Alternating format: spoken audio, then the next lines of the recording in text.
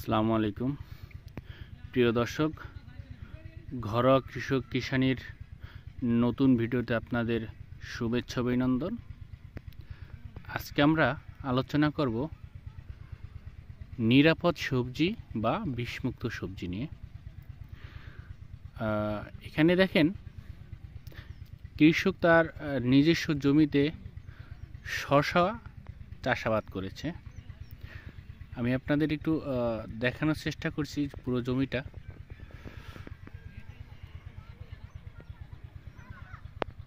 দেখেন,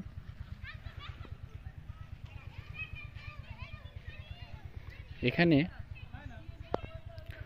হলুদ কাঠ ব্যবহার করা হয়েছে পুরো জমিতেই। আর একটা হচ্ছে ম্যাজিক ফাত। হ্যাঁ, ম্যাজিক ফাত বলতে কি বোঝায় দেখেন, এখানে ইস্পাহানির ম্যাজিক ট্যাপ ব্যবহার করা হয়েছে। এই দেখেন, এটার মধ্যে অনেক পোকা, দেখেন শত শত পোকা। তো এর আগে আমরা আলোচনা করেছিলাম যে আপনারা কিউফেরো, কুমড়া জাতীয় ফসলের জন্য কিউফেরো ব্যবহার করতে হয়, বা ফলের জন্য ব্যাকটুডি ব্যবহার করতে হয়।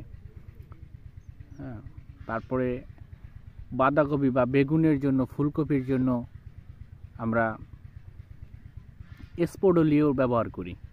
এটা হচ্ছে এই যে এই ফাঁদটা, এই ম্যাজিক ট্র্যাপটা আপনারা ফল এবং কি বিভিন্ন কুমড়া জাতীয় ফসলে ব্যবহার করতে পারেন।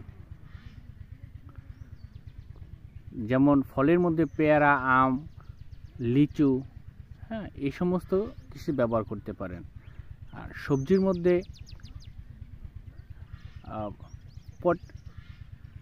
মধ্যে যেমন শসা, কুমড়ো, লাউ, চিচিঙ্গা, ভেন্ডি, তারপরে হচ্ছে আপনার উচ্ছে, করলা, এই সমস্ত ফসলে আপনারা ব্যবহার করতে পারবেন।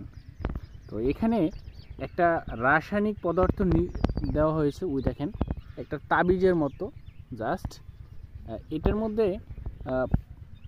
স্ত্রী পোকার যে একটা রাসায়নিক নির্যাস বা একটা গন্ধ, এটা ওখানে দেওয়া হয়। এরপরে পুরুষ পোকাগুলো আকৃষ্ট হয়ে এর মধ্যে ঢোকে।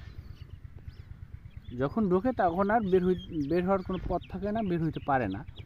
এরপরে পোকাগুলো আস্তে আস্তে মারা যায়। এর মধ্যে কোনো পানি দিতে হয় না। হ্যাঁ, একটা আছে যে কিউফেরো, যে লেউর আমরা দেখিয়েছিলাম চমক, এর মধ্যে হচ্ছে পানি দিতে হয়, আর এটার মধ্যে পানি দিতে হয় না।